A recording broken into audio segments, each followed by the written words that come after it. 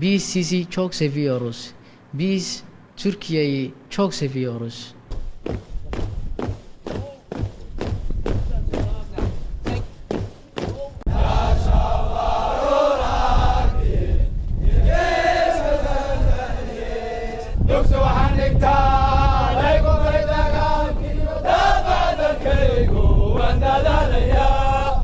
Somali Hasuba okulunda Türkçe öğreniyorum.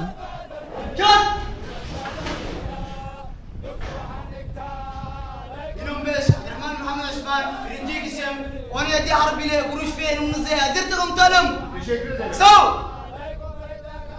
Merhaba. Sağ ol. Nasılsınız? Sağ ol. Sizler de sağ olun. Ateş nazariyatı var. Tam çekin.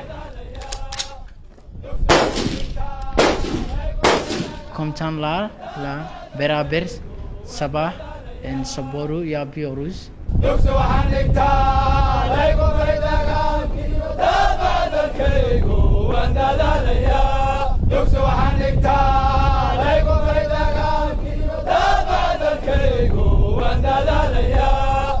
Her sabah erken kalkıyoruz. Sabah namazını kırıyoruz.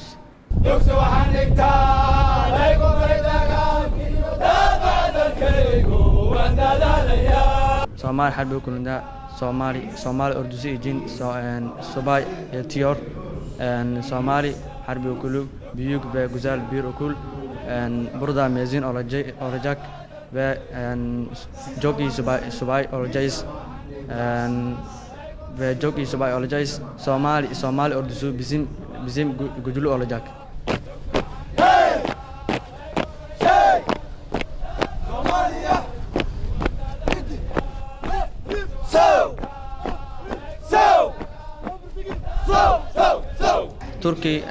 Türkiye ve Somali halkları kardeştir.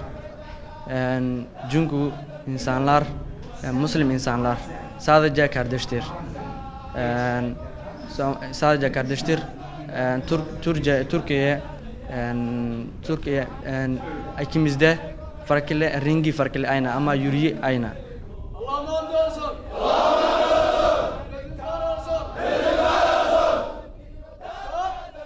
Hayır olsun.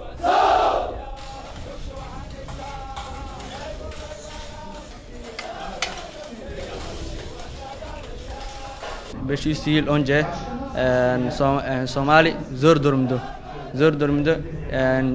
Türkiye geldi ve yardım etti. Şimdi Somali zor durumdu. Yeni Türkiye geldi ve bize yardım ediyoruz. Tarihteki ve şimdideki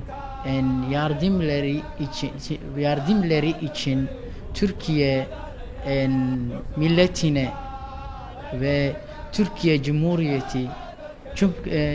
Cumhuriyeti Cumhurbaşkanı Recep Tayyip Erdoğan çok teşekkür ediyorum. Çok teşekkür ediyorum. İsmin dalarında cicaklar aca. İsmin dalarında cicaklar aca. Adin gule çorta sırmalasıca. Adin gule çorta sırmalasıca.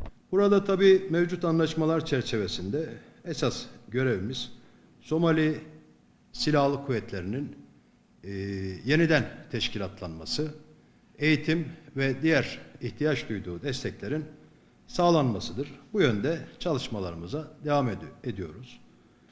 Şuna inanıyoruz ki okulumuz, harp okulumuz, astsubay okulumuz ve eğitim merkezimiz bu şekilde çalıştığı sürece Somali ordusunun saflarına bizim yetiştirdiğimiz subay, astsubay ve erbaşerleri dahil ettiğimizde belli bir süre sonra burada istikrarın, güven ve huzur ortamının sağlanacağını, bu ortam içerisinde de diğer sistemlerin kademeli olarak gelişmeye başlayacağını değerlendiriyoruz. Bu düşünceyle görevimizin önemli olduğunun farkındayız ve bu bilinçle de vazifemizi yapmaya çalışıyoruz. Somali halkı nezdinde çok olumlu geri dönüşler alıyoruz.